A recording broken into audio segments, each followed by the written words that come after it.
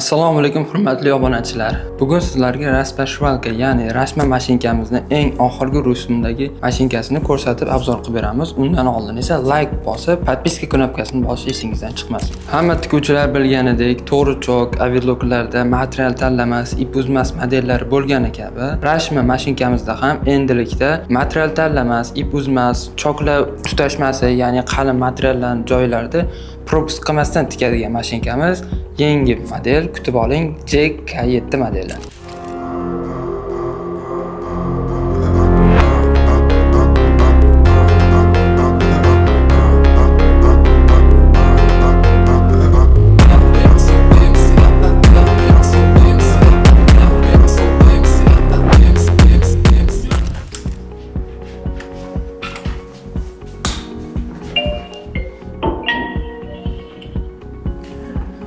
JK7 mashinkamizni tashqi ko'rinishiga keladigan bo'lsak, o'zgacha dizaynga ega. Oldingi K5imizga qaraganda mashinkani mana yon tomonida platformasida ancha o'zgarishlar bor, ekranida ancha o'zgarishlar bor. Bu yerda e'tibor beradigan bo'lsak, hop, mashinkamiz gapiradi, bunda ham gapirish funksiyasi bor. Yana qo'shimcha o'zgarishlardan mashinka golovkasini mana bu yoq tomonida e'tibor berishimiz mumkin. Ancha o'zgarishlar bor bu yerda.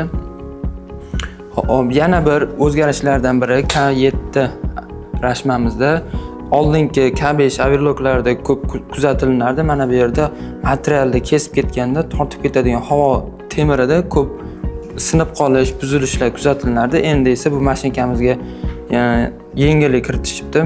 Mexanizmni kattalashtirib, baquvvat qilib ishlangan ekan. Hop, yana mana bu yerda ko'rishimiz mumkin, materialni tekis ushlab tikish uchun o'zini ichidan chiqadigan nasatkalari, ya'ni material mana bu yerdan qo'shimcha kirib ketmasligi uchun mana bu yerda esa o'ng tomonga materiallar reshmasini qaytarib qilganda bir tekis ushlash uchun o'zini spetsialniy lineykasi deyiladi. O'sha lineykasi bor. Mana buni tikuvchi o'ziga moslab turib, enini qancha chiqarish kerak bo'lsa, o'sha o'ziga moslab turib, atverkada to'g'rilab ishlatish mumkin. Mana yerda mana ikki xil bo'ladigan bo'lsa, tikuvchiga qaysi biri qulay bo'lsa, o'shani o'zini qo'yib turib ishlatish mumkin. Hop, mashinkamiz yana tashqi ko'rinishlariga keladigan bo'lsak, ancha chiroyli qilib ishlangan ekan. Mashinkamiz texnik parametrlarga to'xtaladigan bo'lsak, sun'iy intellekt chipi bilan jihozlangan. Bu mashinkamiz ham materialda qalin yupqaligiga qarab o'zi motorini sozlay oladi. Mashinkamizga Karkidon motori qo'yilgan. Karkidon motorimiz esa tishini materialni o'ziga moslashtira oladi. Materialni qalin yupqaligiga qarab, bu esa oldinlari bo'lardi. Materialni qalin yeriga keladigan bo'lsa, mashinkani chaynab qolishi yoki bo'lmasam qalin yerdan o'tguncha chok tashab ketish holatlari bo'lardi. Endi esa bu mashinkamizda bu holat kuzatilmaydi. Mashinkamizning sun'iy intellekt Karkidon motor bilan jihozlangani hisobiga mashinkamizda endi bu holatlar bo'lmaydi. Yana bir o'zgarishlardan bittasi, mashinkamizning ip o'tadigan qismlari 0 darajadagi silliqlikka erishilgan. Bu narsa ipda qattiq kelishini 30% ga kamaytirib beradi, ip uzmasligini esa 80% ga oshirib beradi. Bu degani misol uchun oladigan bo'lsak, bir kunda 10 marta ip uzadigan bo'lsa, oddiy holatlarda bu mashinkamizda taxminan 1 yoki 2 marta uzish ehtimoli bor. Yo'q emas, bor bo'lishi mumkin. Endi bu narsa texnika. Baribir mashinkamizni ekrandagi knopkalarga to'xtaladigan bo'lsak, birinchi knopkamiz mana bu yerda qaychini rasmi qo'yib qo'yibdi. Bu qaychini o'chirib yoqishga ishlaydi. Yonida esa Ninani rasmi turibdi. Bu Ninani har tikib to'xtaganda yo pastda to'xtaydi yoki tepada to'xtaydi. O'sha narsasini sozlashga kerak bo'ladi. Yonida esa svetini, yarkisini o'zgartirish kerak. Agar mabodo ko'zingizga mashinka xiralik qiladigan bo'lsa, svetini, yarkisini ko'tarib tushirishingiz mumkin. O'zingizga moslab turib, yon tomonida bu yerda gapirishini o'chirib yoqishimiz mumkin hamda tilini o'zgartirishimiz mumkin. Hop, ikkinchi qatordagi birinchi knopkamizga to'xtaladigan bo'lsak, bu yerda qaychi bilan lapkani rasmi turibdi. Bu degani har doim qaychi uzgandan keyin pedalni orqaga bosganimizda lapkani o'zi avtomatik tarzda ko'tarib turadi. Biz pedalni bosib ko'tarib turishimiz shart emas. Bu avtomatik lapka ko'tarish hisoblanadi. Yonida esa bu har tikib to'xtaganda ko'tarib turadi. Bu ana bu tikuvchilarda ko'p kuzatiladi. Tikib to'xtaganda materialni lapkani ko'tarib turib to'g'rilayman deganda pedal orqaga bosib ishni uzib qo'yardi, ip uzilardi. Endi esa bu mashinkamizda bu knopka qo'shilgan. Bu ishni tikkan holatda pedalni orqaga bosib, lapga ko'targuncha ipni uzib qo'ymasligi uchun o'zi avtomatik tarzda lapga ko'tarib turadi.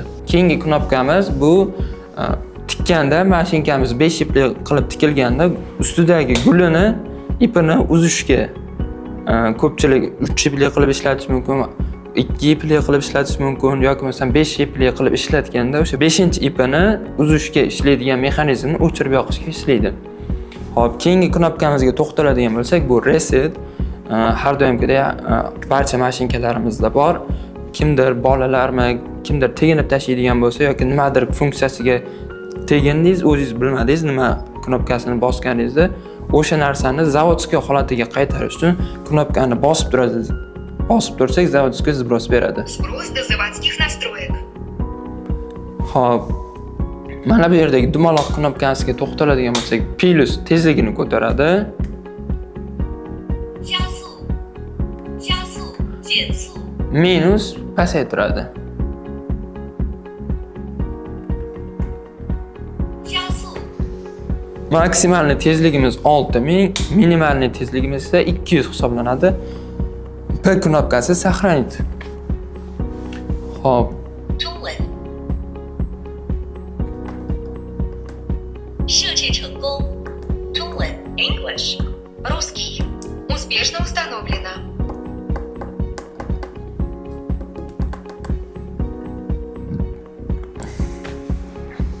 Xo'p, keyingi knopkamiz mana bu yerda chap knopkamiz. Bu knopka mashinkani tilini o'zgartirishga ishlaydi. Bu ya'ni knopkani bosganimizda raqamlar chiqadi, qaysi tilligini o'zi aytadi. Misol uchun mana bosdik. Русский. Polish. Русский. Итальянский. 中文 English. Русский. Успешно установлено. O'zimizga kerakli bo'lgan tilni tanlaganimizdan keyin P knopkasini bossak, saqlanib qoladi. Mashinkamizda 13 xil til mavjud. Xo'p, ko'p gapirib o'tirmaymiz. Gap isboti bilan degandek, mashinkamizda mana o'zini maxsus materialida tikib ko'rsatib beramiz hozir sizlarga.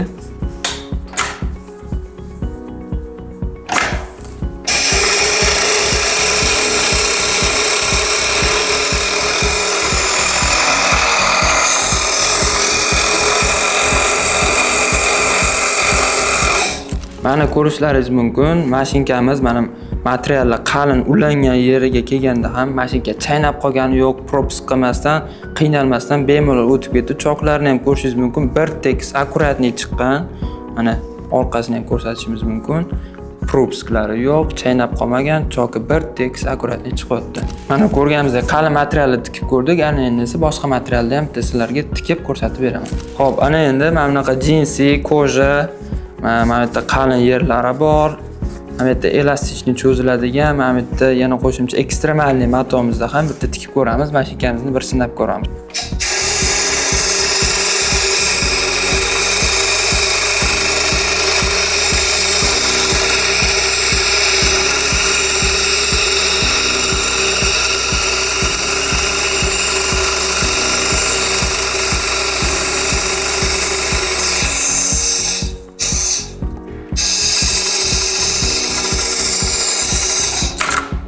Mana ko'rishimiz mumkin, mana jinsi, koja materialni ustida ulangan yerlarida hech qanaqa propisksiz, qiynalmasdan yoki bo'lmasa mana shimni yon chekkalaridagi ip mana materiali bo'ladi-yu, qalin yeri o'sha yetiga kelganda yoki bo'lmasa mana o'shani X qilib qo'yilgan yerida ham mana ortiqcha propisklarsiz chaynab qolmasdan bir tekisda akkuratni qilib tikib berdi. Mana cho'ziladigan elastichniy materialimizda ham ko'rishimiz mumkin. Mana choklarimiz bir tekis akkuratni chiqqan. Orqalarini ham ko'rsatadigan bo'lsak, mana bironta propisk yo'q. Mashinkamizning choklari bir tekis akkuratni chiqqan. Xullas gapni qisqa qilib aytadigan bo'lsak, mashinkamiz o'ta zo'r chiqqan, sun'iy intellekt, karkidon motor, ip uzmas 0 darajadagi ip o'tadigan qismlarning silliqligi bu tikuvchilarimizga yana ham qulaylik beradi.